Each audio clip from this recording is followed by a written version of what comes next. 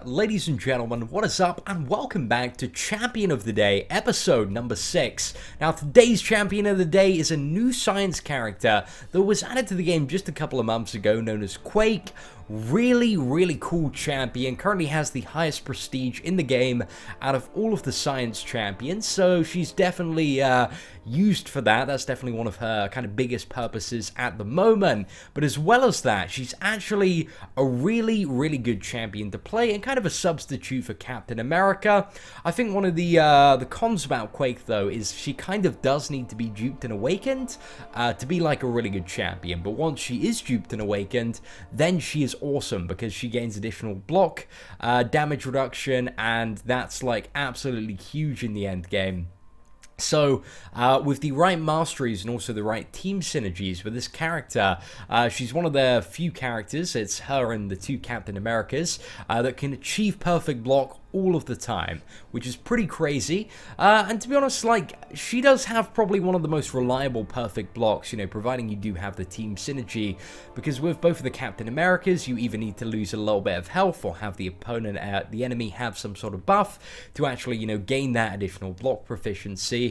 So, you know, they do all have their pros and cons, but I guess one of the pros with Quake in comparison to, you know, the Captain Americas is that I think she's quite a bit more fun to play, and also I believe she maybe does a little bit more damage than the classic Captain. It's a little bit debatable with the World War II version, because, you know, if you get deep wounds on that guy, it's absolutely crazy. But then again, you know, a bit disadvantaged against characters that can't bleed. So, you know, pros and cons, guys. Always pros and cons. But one of the really cool things as well that this character has, is an ability accuracy synergy with Hawkeye, which actually applies to all champions.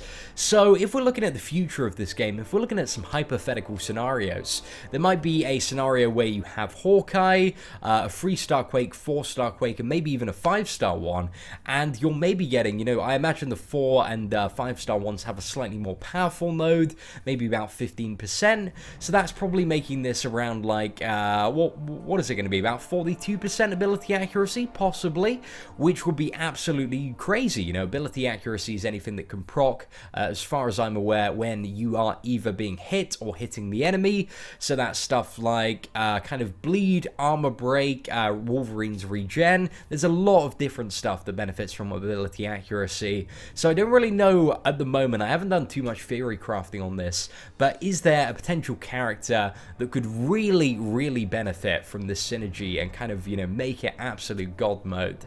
So it's something to, you know, keep in mind for the future. Might not be a character in the game now, but maybe a character that gets added in the future. I know that Dr. Voodoo, for example, might benefit quite greatly from this synergy, as because that's going to increase the rate that he applies lowers to the enemy, and then you can envenom for even more damage. So might be pretty good. I can think of a few characters that could probably use that well. But apart from that, again, her duped ability, what makes this champion great is that she can block up to it's 30% at dupe level 99. Starts off about 15%, so it's a really huge amount of additional damage. So, you know, with kind of on their own, if you have this character at dupe level 99 and masteries, you are blocking like a good all but 10% of the damage, and that is a lot in terms of endgame. And especially when you're parrying with the damage reduction of that, you're going to have, like, you know, if this champion's duped, you're going to have like perfect parries all the time. So, you know, in a lot of the scenarios where you're playing well, you are going to, you know, take 0 damage playing with this character, which is incredibly valuable when it comes to stuff, you know, like Alliance War Attack and Alliance Questing and various endgame events and challenges that do come up. And apart from that, the champion has some interesting design where she applies stacks of Aftershock to the enemy with various abilities that she does, and when that triggers, that deals damage and also has a small chance to stun the opponent, and also apply a debuff called Concussion, which is usually applied on the level 2. Which will reduce the opponent's ability accuracy by a certain amount, and also opponents under a concussion have a 100% chance basically not to hit Quake with any basic attacks. So you got 100% chance to evade just your standard attacks, and not special attacks, just any attacks if the opponent, you know, is suffering from the concussion debuffs.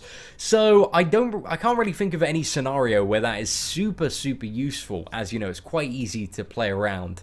I mean, one of the big strengths of evade as a mechanic is evade catching you off guard. So that's why it's really good on champions like Ultron or in the Labyrinth of Legends, because it's going to come out of nowhere, it's going to catch you off guard, and then the champion's going to attack back and you're not going to be ready. But if you can prepare for it, then, you know, it's slightly easier to play around. So, you know, it isn't too much of a problem, and it doesn't, you know, really benefit you too much when you're playing the champion. It just means that it's a little bit annoying, if I might say so myself. I can't think of any creative, brilliant use for it, but, you know, there might be some point in the future where we, you know, find some sort of crazy use for this mechanic, but it's interesting to bear in mind that this character has it.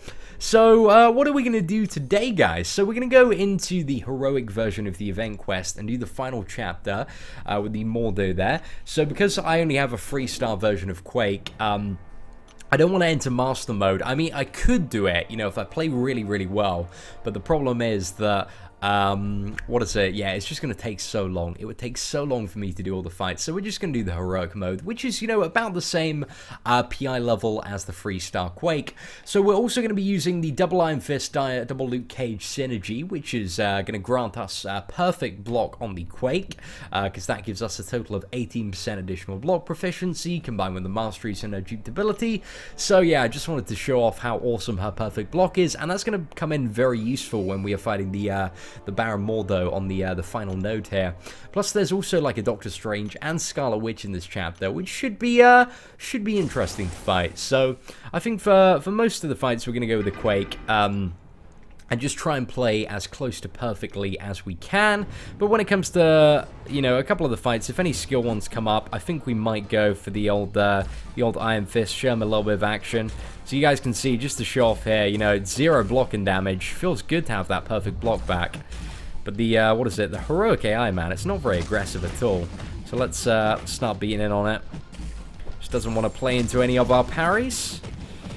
I really love Quake as a character to play. A lot of people don't like her because she like vibrates and shakes the screen quite a bit, which I can understand is a little bit annoying, but personally that's something that I quite like and enjoy. So yeah, see, the enemy has concussion at the moment, so we're going to evade everything they do. I guess evading, if we're evading everything, right, can we just like go in and go ham? Is that what we could do? Might be. We'll have to test it out, guys. I've played Quake quite a bit, but, you know, there's always new things you can learn about a champion. So we'll try that on the next fight, you know. We'll get the level 2, and we'll go there. Again, the perfect block is so good, man. It's so good. Really miss the days now of the old PB team synergies. Okay, we're going to fire this off just because that's going to kill him. Damn, that AI was really annoying to fight, though. Just one of the things, when you get really used to fighting the really difficult AIs, which are really aggressive and kind of play into your parries quite well, the very basic AIs, the really slow ones, man, they can be quite annoying to fight. Okay, let's go to, what are we going to? Let's go to number C. We got a pretty stacked yellow jacket there, and then we have a Scarlet Witch, Doctor Strange, and then a Mordo, unless we get ambushed.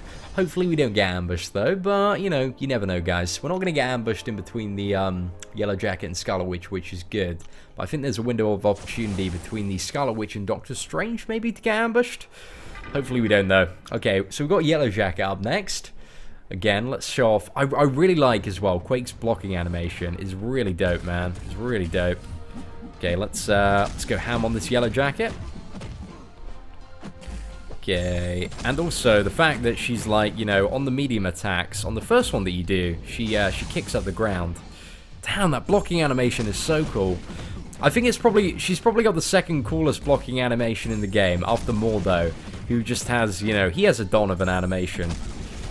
Right, so let's use that concussion, and if we attack in, yeah, we can attack in, that works, but we need to bait. Right, we're just gonna block. Quake's like perfect block, man. It is the lazy man's dream in terms of utility. Level 1's pretty cool as well. I really like the level 1 on the character. Feels good to fire off. I think it's just a really satisfying character to play. I mean, comparatively, you could argue that she's not as good as Captain America.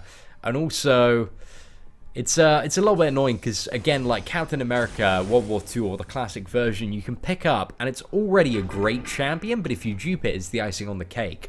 Whereas with Quake, you know, especially as a 4-star, which we're going to see her come into the crystals in a few months' time, you do need to dupe her to be great. But, you know, if you do dupe her, she's a really, really good champion. Definitely God or Amazing tier. I'd say she definitely, yeah, she's definitely up there. Definitely in the top 15 champions in the game at the moment, in my opinion. Just that block, man, is so good. It's so good. Okay, let's fire off a level 2. Smack that Scarlet Witch in the face. It's just great when you can just go fight after fight without taking any damage at all. And you don't need to worry about being like super slick on the evades. You can just play a little bit lazily with this champion.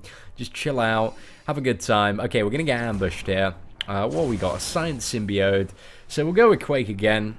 Again, like, Iron Fist doesn't really make too much sense here because of the class disadvantage. But this one's a little bit of a ball ache to fight, especially if the AI is a little bit off. Okay, so that's a good start. That's a good start. Right, we'll get up to the level 2 and see if we can do that strategy of just kind of attacking in. Because, you know, we're going to be evading all the incoming attacks. So maybe I was a little bit wrong at the start of this video. Maybe it does have a bit of a use. Right, let's get those specials out of the way first. Because that's the thing that I don't want, is when I'm attacking in, him to be firing off some specials. Oh, yeah, that's exactly what we had. So yeah, I just play like a normal person, basically. I think is the lesson here. You know, you don't really need to, utilize that too much. I mean, if they don't have any power, you can attack in. But if they do have any power at all, then it's probably a pretty bad idea.